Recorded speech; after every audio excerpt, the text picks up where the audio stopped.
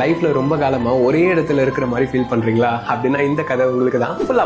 அந்த கிராமத்துல வாழ்ந்து வந்த ஒரு முதியவர் பல வருடங்களா மரம் வெட்டுற வேலையை மட்டும்தான் செஞ்சுட்டு வந்தாரு. இன்ஃபேக்ட் அந்த கிராமத்திலேயே இவர் தான் அதிகமான மரங்களை வெட்டுவாராம். ஒரு நாள் இவர்கிட்ட ஒரு சின்ன பையன் வந்து வேலைக்கு சேர்றான். சேர்ந்த முதல் நாளே அந்த வயதானவரை விட அதிகமான மரங்களை வெட்டி எல்லாரையும் ஆச்சரியப்படுத்துறான். இதை பார்த்த கிராமத்து மக்களும் அவ்வளவுதான், இதுக்கப்புறம் இவன் தான் பெரிய ஆளு ரொம்ப பெருமையா பேச ஆரம்பிக்கிறாங்க. ஆனா அடுத்த நாளே அந்த சின்ன பையனால அந்த வயதானவரை விட அதிகமான மரங்களை வெட்ட முடியல. சரி, நம்ம அவரை கொஞ்சம் குறைச்சி எடை போட்டுட்டோம்னு அடுத்த நாள் உசுரை கொடுத்து வேலை செய்யறான். பட் முடியல. இந்த மாதிரி தொடர்ந்து அடுத்த 30 நாள் ட்ரை பண்ணியும் அவனால அந்த வயதானவரை தோக்கடிக்க முடியல. ஃபைனலா அந்த வயதானவர்கிட்டயே போயிட்டு எப்படி நீங்க தினமும் பிரேக் எடுத்து எடுத்து வேலை செஞ்சாலும் உங்களால அதிகமான மரங்களை வெட்ட முடியுதுன்னு கேட்க பதிலுக்கு அந்த வயதானவர் சொன்னது என்ன தெரியுமா? எப்போ நீ கடைசியா உன்னுடைய கோடாரிய சாணம் பிடிச்சுன்னு கேட்டாராம். அந்த சின்ன பையனுக்கு இப்ப என்ன பேசுறதுன்னு தெரியல. ஏன்னா மரம் வெட்டுறதுல மட்டும்தான் அவன் பிஸியா இருந்தானே தவிர தன்னுடைய ஆயுதத்தை இம்ப்ரூவ் பண்றதை பத்தி அவன் கொஞ்சம் கூட யோசிக்கல. இந்த கதையில வந்த மாதிரிதாங்க நம்மளும் லைஃப்ல கடுமையா வேலை செஞ்சு ஒரு உயரத்தை தொட்டுடலாம். ஆனா ஒரு கட்டத்துக்கு மேல நம்ம இம்ப்ரூவ் பண்ணா மட்டும்தான் நம்மளால அந்த உயரத்தை தக்க வச்சுக்க முடியும். எப்போ கடைசியா ஒரு புது ஸ்கில்ல கத்துக்கிட்டீங்கன்னு உங்களுக்கு ஞாபகம் இருக்கா?